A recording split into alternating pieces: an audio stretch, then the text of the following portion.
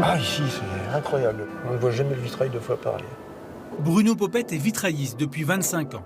C'est un des plus importants et des plus beaux chantiers de sa carrière. Chaque fenêtre, ça a été un challenge. Nous sommes dans la chapelle du lycée Saint-Joseph de Reims. Ici, au démarrage. En 2013, 400 mètres carrés de vitraux sont spécialement créés pour l'édifice. Et puis ensuite, il y avait tout le traitement à faire pour les émaux. Ça, c'était pas quelque chose qu'on maîtrisait encore fortement. On part toujours d'une œuvre fournie par un artiste, mais qui est une œuvre sur papier, et donc elle n'a pas cette transparence. Ça va être le jeu du maître verrier de savoir traduire cette œuvre, et du coup, comme elle va profiter de la lumière, je dirais de lui donner une espèce de vie supplémentaire. Bruno Popette est un des 4 vitraillistes de l'atelier Simon Marc, installé à Reims depuis 1640. Lorsqu'il s'agit de créer de nouveaux vitraux, tout part du dessin d'un artiste exposé dans l'atelier en taille réelle. Et là, on va annoter à chaque fois la couleur qui a été choisie. Chaque morceau de verre, fabriqué par la verrerie de Saint-Just dans la Loire, est ensuite coupé, mais aussi sablé pour lui donner la forme ou la teinte voulue. Il peut être plus difficile à couper, comme c'est des verres soufflés à la bouche, la chimie n'est pas la même selon un verre à un autre, il peut être plus tendu ou plus souple, donc chaque verre est différent.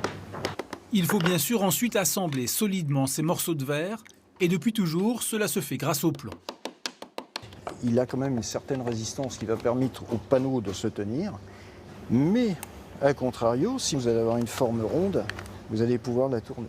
Et puis, un simple couteau suffit pour le couper. Voilà.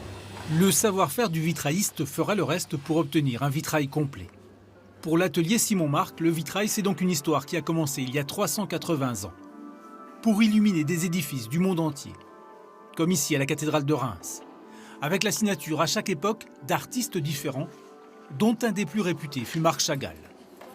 Chagall a énormément marqué l'atelier. Aujourd'hui, l'atelier est connu dans le monde entier grâce en partie à Chagall, puisque nous avons réalisé ces vitraux à New York, en Israël ou encore en Allemagne.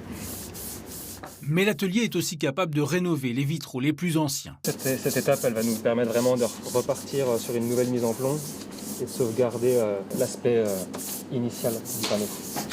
Le plus difficile ensuite, c'est de retrouver la teinte exacte pour remplacer chaque verre abîmé. Donc le tout, là, ça va être de trouver vraiment le rouge orangé qui correspond avec le jaune derrière. Heureusement, la longue histoire de l'atelier permet aux vitraillistes de disposer d'une réserve exceptionnelle de verre, car toutes les chutes sont conservées. Et on voit le jaune transpirer, donc ça pourrait correspondre.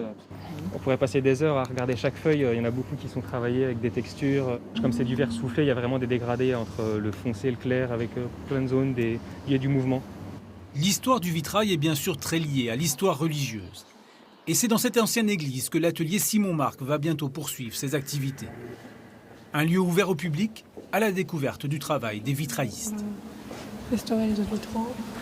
La France est le premier pays créateur de vitrail au monde et que c'est une tradition que nous devons maintenir. Je crois beaucoup en l'avenir des choses apparemment inutiles. Dans un monde où tout est devenu très matériel, le vitrail nous invite à nous élever.